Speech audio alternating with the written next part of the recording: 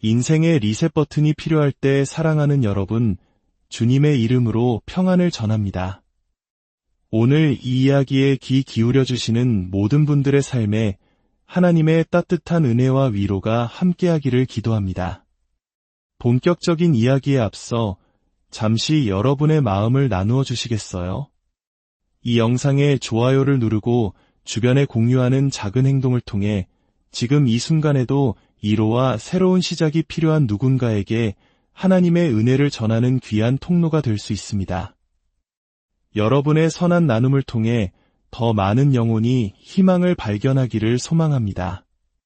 혹시 여러분의 컴퓨터가 갑자기 멈춰버린 경험이 있으신가요? 수많은 프로그램을 한꺼번에 실행하고 오랫동안 정리하지 않은 파일들이 쌓여 시스템의 과부하가 걸리면 어느 순간 화면이 그대로 굳어버리곤 합니다. 경고 메시지가 연이어 뜨다가 결국엔 아무런 반응도 하지 않는 먹통 상태가 되는 것이죠. 이럴 때 우리가 할 수 있는 유일한 해결책은 무엇일까요? 바로 리셋 버튼을 누르는 것입니다. 재부팅을 하는 것이죠. 모든 것을 잠시 멈추고 깨끗한 상태에서 다시 시작하는 것. 컴퓨터는 깨끗한 메모리와 새로운 시작, 즉 리셋을 필요로 합니다. 그런데 이야기가 비단 컴퓨터에만 해당되는 것일까요? 우리 사람의 삶도 이와 참 많이 닮아 있습니다. 우리 모두는 저마다 복잡한 삶을 살아갑니다. 여러분의 삶도 그리고 저의 삶도 마찬가지입니다.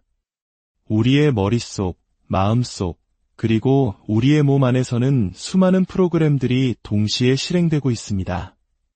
직장 생활, 가정 문제, 인간관계, 재정 계획, 미래에 대한 불안감, 이 모든 것들이 한꺼번에 우리를 압도할 때가 있습니다.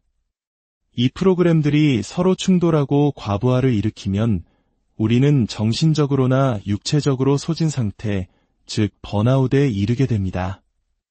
마치 컴퓨터 화면에 에러 메시지가 뜨는 것처럼 우리의 뇌와 마음도 더 이상은 무리야라는 신호를 보내기 시작합니다. 바로 그때 우리에게 필요한 것이 바로 인생의 재부팅, 즉 삶의 리셋입니다. 과거의 실수와 후회, 마음의 상처들을 깨끗이 지우고 새롭게 시작할 수 있는 기회. 우리 삶에는 이런 리셋이 단 한 번이 아니라 여러 번, 그리고 삶의 다양한 영역에서 필요합니다. 직장에서, 결혼 생활에서, 학업에서, 혹은 재정적인 문제에서 우리는 새로운 출발, 깨끗한 시작을 간절히 원하게 됩니다. 그리고 바로 이것이 예수 그리스도께서 이 땅에 오신 이유입니다. 우리에게 새로운 시작을 선물하기 위해서 말이죠. 우리 신앙 공동체의 존재 목적을 단 2단어로 요약한다면 그것은 바로 변화된 삶입니다. 우리는 건물의 크기나 음악의 세련됨, 혹은 화려한 메시지를 자랑하는 곳이 아닙니다. 우리는 오직 사람들의 삶이 근본적으로 변화되는 것, 하나님께서 본래 의도하셨던 모습으로 한 사람 한 사람이 회복되는 것, 즉 영혼의 변화의 모든 것을 겁니다. 저곳에 가면 인생이 바뀐다더라 라는 말을 듣는 것이 우리의 가장 큰 소망입니다. 이러한 변화, 삶의 리셋은 성경에서 다양한 이름으로 불립니다. 처음 하나님의 사랑의 마음을 열 때 우리는 그것을 구원이라 부릅니다. 믿음 안에서 성숙해져가는 단계들은 성화라고 하죠. 하나님이 원하시는 거룩한 남성과 여성으로 빚어져가는 과정입니다. 또한 회심, 새 출발, 거듭남, 새 생명 등 여러 이름으로 불리지만 그 본질은 모두 같습니다. 바로 인생의 리셋입니다.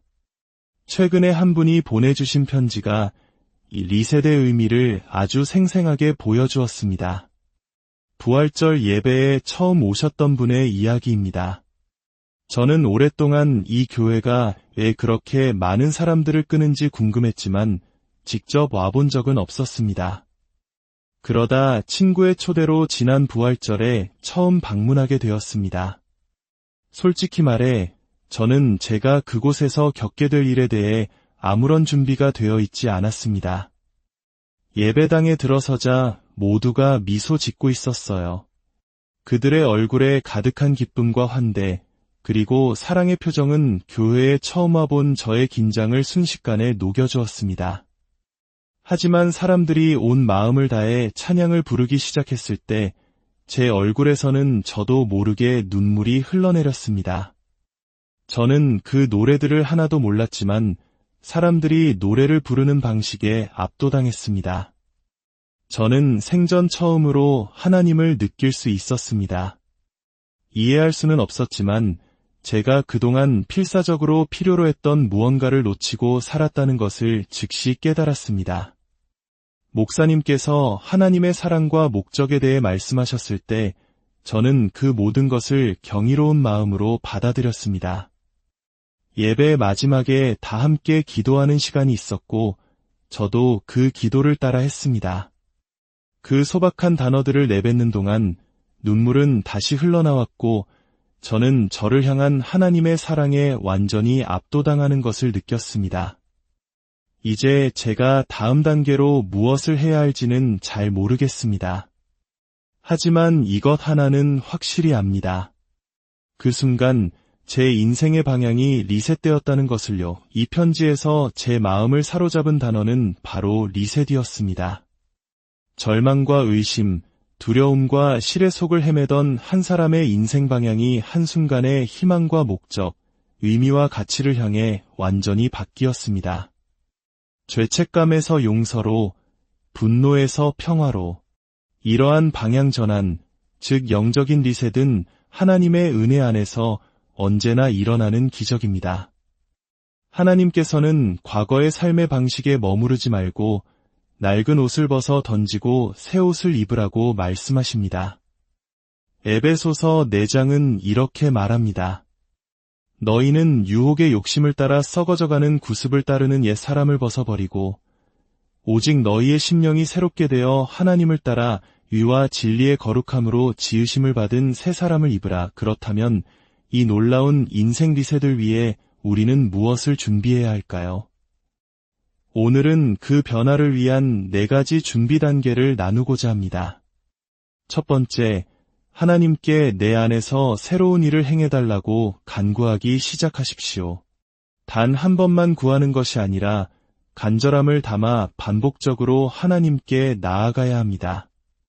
마치 아이가 크리스마스 선물을 원할 때 한 번만 말하지 않는 것처럼 우리의 간절한 소망을 하나님께 계속해서 아뢰는 것입니다. 하나님, 제 삶에 정말 변화가 필요합니다. 이 낡은 습관들을 끊어내고 싶습니다. 진심입니다.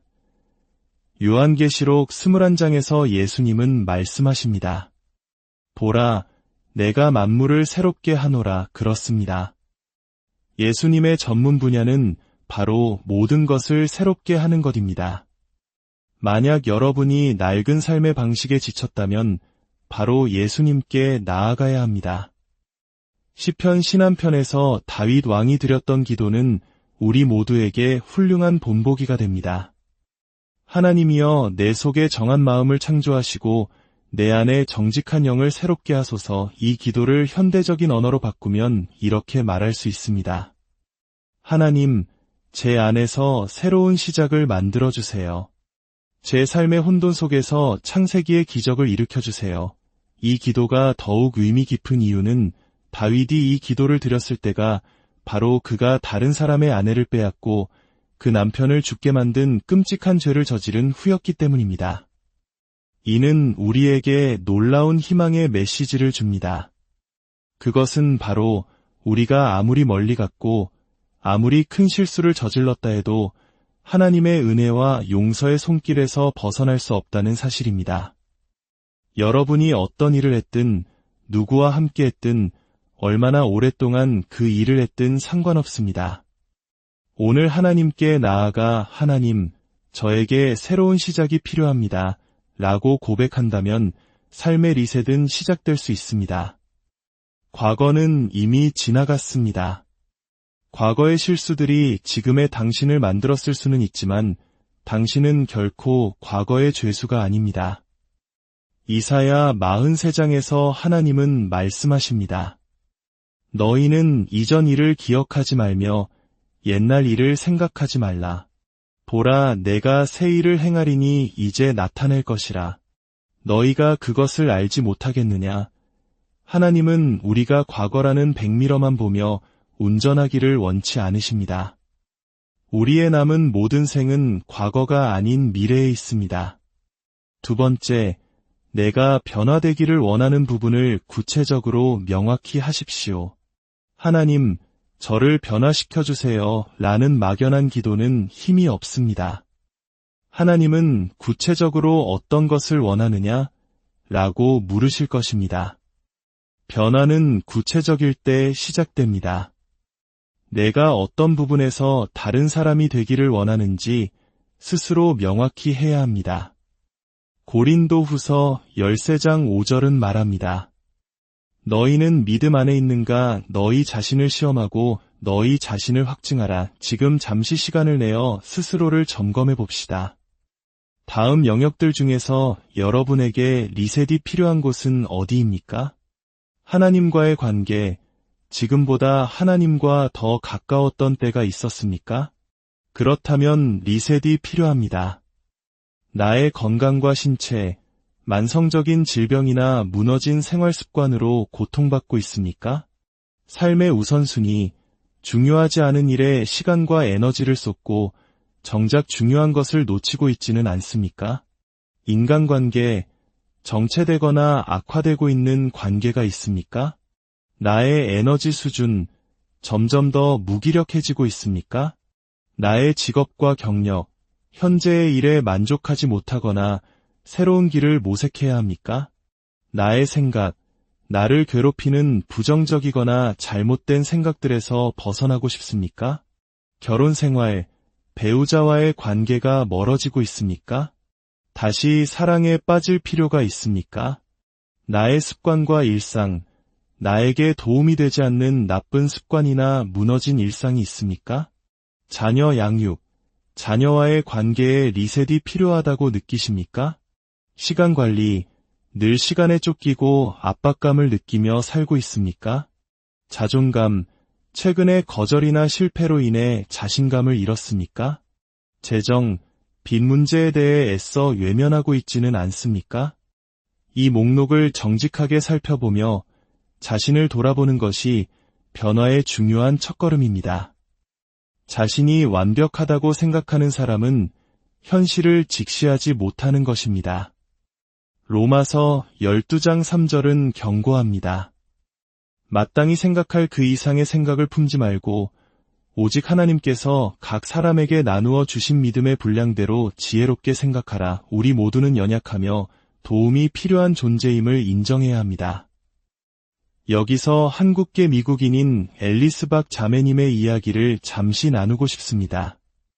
그녀의 이야기는 리셋이 얼마나 실제적이고 강력한 것인지를 보여줍니다. 앨리스는 사랑이 넘치는 기독교 가정에서 자랐지만 네 자녀 중 셋째로서 늘 소외감을 느꼈습니다. 의사가 된 똑똑한 언니, 많은 사랑을 받는 막내 남동생, 그리고 한국 문화에서 최고의 위치를 차지하는 장남인 오빠 사이에서 그녀는 스스로를 미운 오리 새끼라고 생각했습니다. 부모님은 세탁소 일로 늘 바쁘셨고 그녀는 부모님의 관심을 갈망했습니다. 이러한 상처와 낮은 자존감은 그녀를 사람을 기쁘게 하는 사람으로 만들었습니다. 하지만 마음 깊은 곳에서는 아무도 신뢰하지 못했고 잘못된 선택들을 반복했습니다. 파괴적인 관계, 원치 않는 임신과 낙태, 늘어나는 빚, 그리고 신체적 학대까지. 그녀의 삶은 고통의 연속이었습니다. 절망의 끝에서 그녀는 딸을 낳게 되었고 그 딸을 통해 하나님은 그녀의 삶의 방향을 바꾸기 시작하셨습니다. 그녀는 변화가 필요했지만 어떻게 해야 할지 몰랐습니다.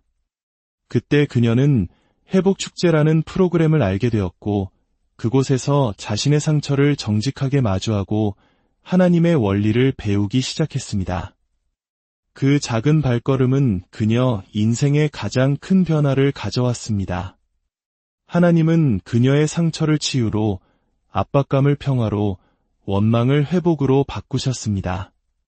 그녀는 과거의 상처를 직면하고 건강한 경계를 설정하는 법을 배웠으며 딸과의 관계도 회복되었습니다.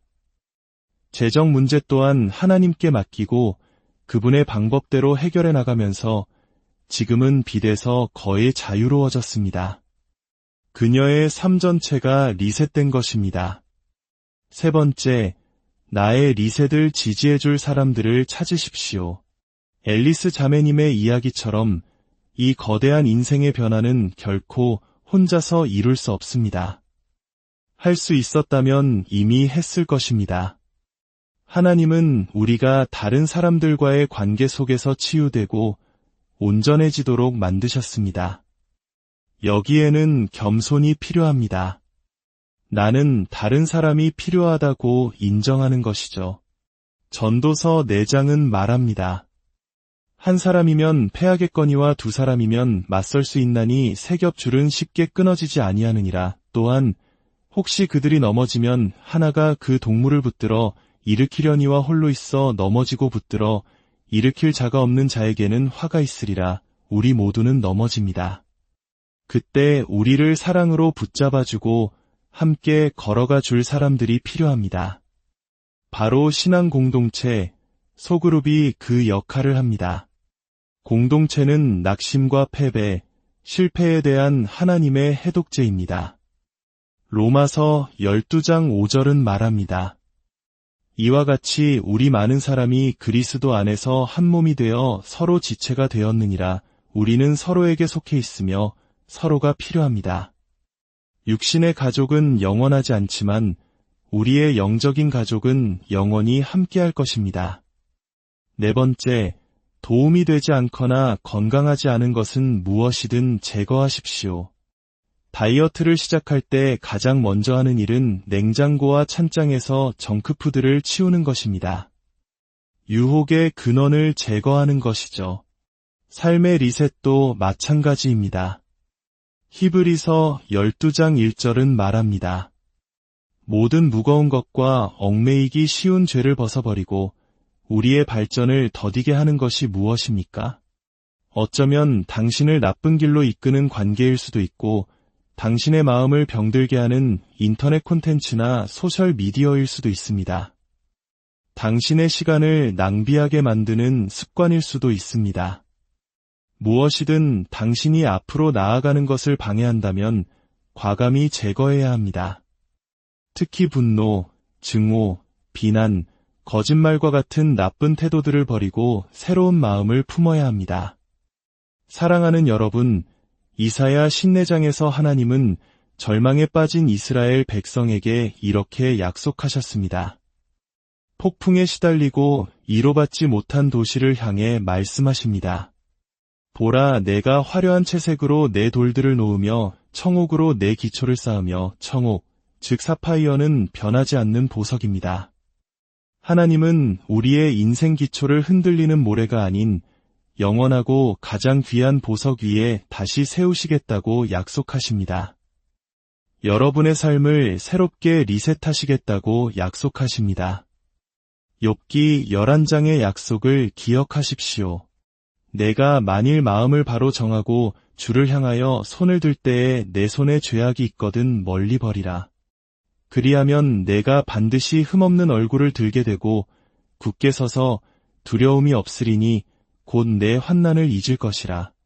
내 생명의 날이 대낮보다 밝으리니 너는 소망이 있으므로 안전할 것이며 이것이 여러분 모두를 향한 저의 기도입니다.